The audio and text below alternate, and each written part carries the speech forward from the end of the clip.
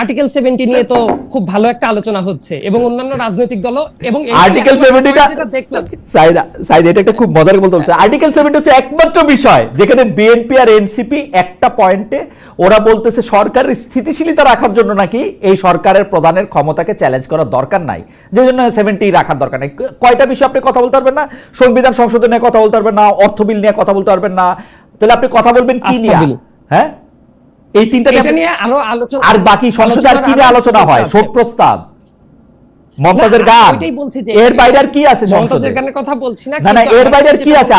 আপনি আইনের ছাত্র, আপনি বলেন তো এই তিনটার বাইরে কি আছে সংসদে আলোচনা করা হয় গুরুত্বপূর্ণ? অর্থ বিল, সংসদীয় সংশোধন, সরকারের আস্থা, এই তিনটার বাইরে আর কি আছে সংসদে আলোচনা হয়? আপনি আমারে বলেন। এমন অনেক কিছুই হতে পারে, ডেটা পলিসির ব্যাপারে তো আইন চেঞ্জের কোনো ব্যাপার আসতেই পারে খালেদ ভাই। আইন চেঞ্জ তো অর্থ বিল, আইন চেঞ্জ তো অর্থ বিল ভাই, অর্থ বিল, আইন চেঞ্জ তো অর্থ বিল, আইন চেঞ্জ তো অর্থ বিল, সব আইন অর্থ বিল হবে, চেক ইট ব্যাক, সব আইন অর্থ বিল, সব আইন চেঞ্জ অর্থ বিল হবে, সরকারের আয় ব্যয়ের সাথে নির্ধারিত যে কোনো কিছু অর্থ বিল হবে। সেটা তো বটে, কিন্তু আমি যেটা বলার চেষ্টা করছি এই জায়গায় বেসিক্যালি আমার যেটা পার্টিকুলার অপিনিয়ন যেটা ছিল, হর্স ট্রেডিং যেটা আছে এটা যদি আটকানো যায়, মানে বিএনপির একটা পজিশন আছে, বাট আমি ব্যক্তি হিসেবে আমার কিন্তু একটা পজিশন আছে, সেই ব্যাপারটা আমি যেটা বলছিলাম যে হর্স ট্রেডিংটাকে আটকানো বাদ দিয়ে এবং পার্টিকুলারলি দু একটা জায়গায় বাদ দিয়ে এই জায়গাটাতে মেম্বার অফ পার্লামেন্টের ফ্রিডমটাকে আমি বিশ্বাস করি যে এটা সংস্কারে আসা উচিত। বিএনপিরই হয়তো বা আলোচনার ভেতরে যাওয়ার পরে তাদের ভেতরে আরেকটু নেগোসিয়েশনে আসা উচিত। এবং আমি যেটা বলছি যে একদমই তারা আলোচনা মানছে না, সংস্কার চায় না, আপনার সাথে কথা বলা আনন্দদায়ক, আপনার সঙ্গে আরো আমি কথা বলবো, কিন্তু আপনি যে শব্দটা ব্যবহার করলেন রাজনীতিবিদদের অনুসারে হর্স ট্রেডিং, যারা একটা সংসদে দাঁড়িয়ে একটা মার্কায় একটা দলের পক্ষে ভোট নিয়ে আসে, আপনি তাদের পক্ষে আপনি যদি মনে করেন শুধুমাত্র হর্স ট্রেড করার মতো করে তারা নিজেদেরকে তারা বিকিয়ে দিতে পারেন, সেইটা নিয়ে আমি আপনার সঙ্গে আলোচনা করব যে সেইটাকে আপনি যদি শঙ্কা মনে করেন, এই শঙ্কাটা থেকে আমাদের দূর করা দরকার এবং সেটা সংস্কার কিনা সেটা আমরা একটু দেখতে চাইবো। ডক্টর জামিন, আমিও আপনার সাথেও আমি একটু গুচ্ছ প্রশ্নের আকারে কিছু প্রশ্ন করতে চাই। প্রশ্নটা হচ্ছে যে এনসিপি বা আপনারা এটা মনে করেন কিনা যে এই সরকার জুলাই সনদ নাও করতে পারে?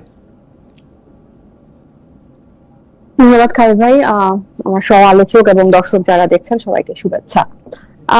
না, এখন পর্যন্ত আমরা এরকম কোনো কিছু মনে করি না, কারণ এটার কথা অধ্যাপক রিয়াদ স্যার যতবারই গণমাধ্যমের সামনে আসে, যতবারই ওনার বক্তব্য হয়, যতবারই জাতীয় ঐক্যমত্য কমিশনের সাথে রাজনৈতিক দলগুলো বসার পর উনি প্রেসকে ব্রিফ করেন, সব সময় জুলাই সনদের প্রতি গুরুত্ব দেন। এবং জুলাই সনদ এমন একটা বা চার্টার, এটা এমন একটা বেস হবে যেটার উপর এই যে আমরা গণতান্ত্রিক ট্রান্সফরমেশন বলি বা ফ্যাসিবাদ থেকে গণতন্ত্রের দিকে যাত্রা বলি, যেটাই বলি, এই পথটার একটা দিক নির্দেশনা থাকবে বা একটা বেস তৈরি করে দিবে। সো এখন পর্যন্ত, আজকের পর্যন্ত আমার কাছে এই আশঙ্কা মনে হয় না। আমি মনে করি যে সব দলকে আস্থায় নিয়ে এটা সম্ভব হবে।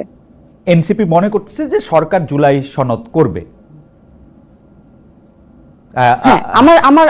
আমার কাছে কারণ হচ্ছে প্রথম দফার আলোচনা হয়েছে গতকাল থেকে, আবার সেকেন্ড দফার আলোচনা শুরু হয়েছে এবং এটা খুব আমি বলবো যে গুরুত্বের সাথে এখন পর্যন্ত সব দল দেখছে এবং জাতীয় ঐক্যমত্য কমিশনও দেখছে।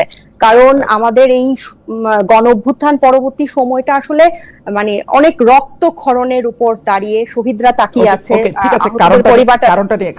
কারণটা নিয়ে আমরা আসতেছি। তো সরকার জুলাই সনদ করবে, জুলাই সনদের ক্ষেত্রে আপনারা একটা জুলাই সনদের ড্রাফট করেছেন, সরকার কি সেই ড্রাফটটাই রাখবে নাকি কোনো চেঞ্জ করবে?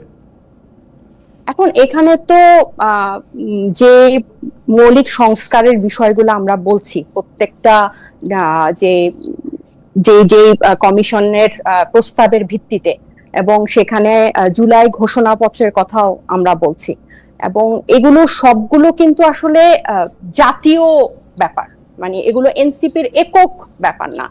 জুলাই ঘোষণাপত্র যেটা 31শে ডিসেম্বর আমরা দিতে চেয়েছিলাম সব পক্ষের কে সাথে নিয়ে, মানে ফ্যাসিবাদ বিরোধী গণ অভ্যুত্থানের সব পক্ষকে সাথে নিয়ে, সেটা কিন্তু তখন সরকার নিজেরাই পরবর্তীতে বলল যে এটাই তারা দায়িত্ব নিয়ে এটা করবে। তো 15 কর্মদিবস অনেক পার হয়ে গেছে, ওটা হয় নাই, যাই হোক যেভাবেই হোক এখন তারা এটাকে জুলাই সনদে অন্তর্ভুক্ত করবে। সো এটা কিন্তু সব পক্ষের জন্য, শুধুমাত্র তো এনসিপির লোকজনই গণ অভ্যুত্থানে অংশ নেয় নাই, যে ফেসবুকে লিখেছে, যে যেভাবেই অংশগ্রহণ করেছে, এটা সবার জন্যই আমরা এটার একটা ঘোষণাপত্র বা এটার একটা দালিলিক ফ্রেমওয়ার্ক চাই। তো এটা আমার কাছে মনে হয়। আর এর জি শেষ করেন আপনি। আর হচ্ছে জুলাই সনদের মধ্যে যেই মৌলিক সংস্কারের বিষয়গুলো থাকবে এবং সেই বিষয়গুলো অবশ্যই রাজনৈতিক সব পক্ষের ঐক্যমত হতে হবে। এবং আমি আরেকটা জিনিস এখানে মেনশন করতে চাই, আমরা একটু ছোট ছোট করে ডাক্তার সাহেব, আমরা একটু ছোট ছোট করে কথায় আসি। রাজনৈতিক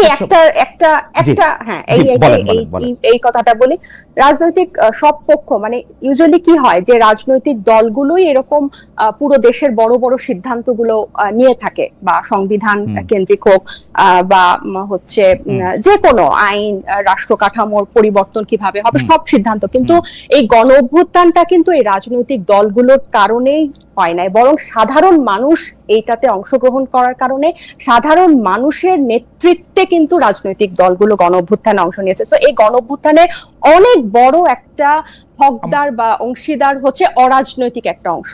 তো রাজনৈতিক দলগুলো যদি ঐক্যমতে পৌঁছাতে না পারে, তাহলে আমাদের মতে এটা অরাজনৈতিক বা এই সাধারণ জনগোষ্ঠীর কাছে কিন্তু চাওয়া উচিত যে একদম প্রিসাইসলি আপনারা এই ব্যাপারে কি চান। যাবেন, আমরা নানা দিকে মানে নিশ্চয়ই যাব।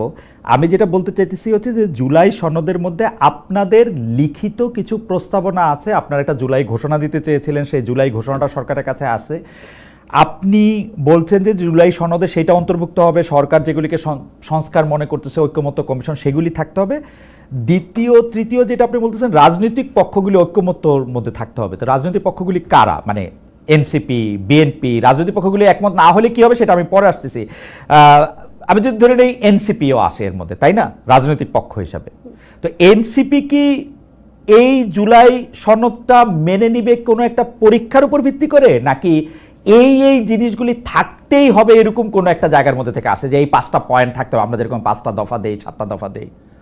অর্থাৎ এনসিপির কোনো নির্দিষ্ট প্রেসক্রাইবড একটা কিছু আছে কিনা জুলাই সনদের জন্য? এটা তো একদম ওপেনলি আলোচনা হচ্ছে, তাই না? এখন আমরা জাতীয় ঐক্যমত্য থেকে যে পয়েন্টের ভিত্তিতে প্রিসাইজ হয়ে গেছে, এখন গত 10 মাসে কিন্তু আলোচনাটা অনেক ন্যারো এবং প্রিসাইজ হয়ে গেছে যে কোন কোন ব্যবস্থা, নির্বাচন ব্যবস্থা, জনপ্রশাসনে, সাংবিধানিক দুদকে বা বিচার বিভাগে এখন কিন্তু প্রিসাইজ হয়ে গেছে। সো এই ব্যবস্থাগুলা হলে ভিত্তিতে জুলাই সনদটা হওয়া উচিত। এবং যেহেতু নির্বাচন, আপনি যেটাকে প্রিসাইজ বলতেছেন, আমি এটাকে প্রিসাইজ দেখতেছি না, এর মধ্যে অনেক আলোচনার জায়গা রয়েছে, অনেক গ্রে এরিয়া আছে। পয়েন্টগুলো প্রিসাইজ, হ্যাঁ না, পয়েন্টগুলো প্রিসাইজ। এখন ধরা যাক এই জুলাই সনদ আপনাদের পছন্দ হলো না, এনসিপির পছন্দ হলো না, সেই ক্ষেত্রে আপনারা কি করবেন? সেটা তো মানে পছন্দ অপছন্দ, এটা আমি বারবার বলছি যে এটা ধরেন মানে আমাদের পছন্দ হয়ে গেল, অন্য কারো পছন্দ হলো না, সেটাও তো ঠিক হবে না। আপনাদের পছন্দটা আগে বলেন, কারণ অন্য কেউ কিন্তু এটা বলে নাই।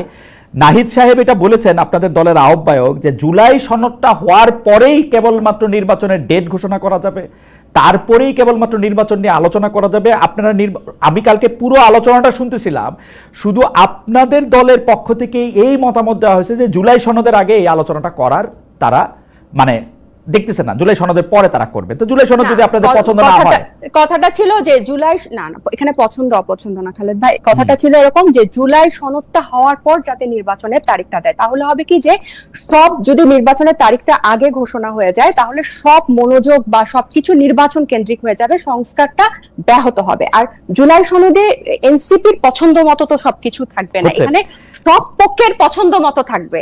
এটা কিন্তু আমাদের পছন্দ কখন হবে, আমরা যে মতগুলা দিয়েছি ওগুলো যদি সব পক্ষ মেনে নেয় তাহলেই না এই ব্যাপারটা ঠিক হবে। আমি এই জায়গাটায় ডক্টর জাবিন, আমি অ্যাবসলিউটলি এই জায়গাটায় আসতে চাইতেছিলাম। এনসিপি মনে করে তাদের মত সব পক্ষ মেনে নেবে, তাই তো?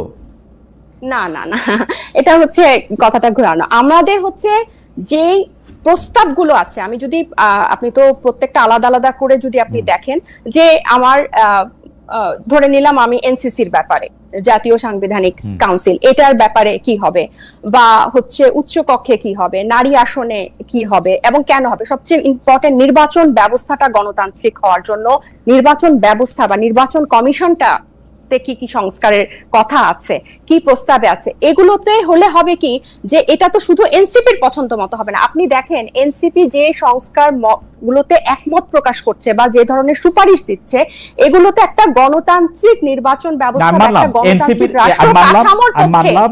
এটা তো আপনি প্রধান, এমন তো না যে প্রধানমন্ত্রী পরপর নাহিদ ইসলাম পরপর 10 বছর মানে 2 টার্মের বেশি, নাহিদ ইসলামের ক্ষেত্রে এটা হবে না, নাহিদ ইসলামের ক্ষেত্রেও পরপর 2 টার্মের বেশি, এনসিপি কোন প্রার্থীর ক্ষেত্রেও পরপর 2 টার্মের বেশি প্রধানমন্ত্রী হতে পারবে না।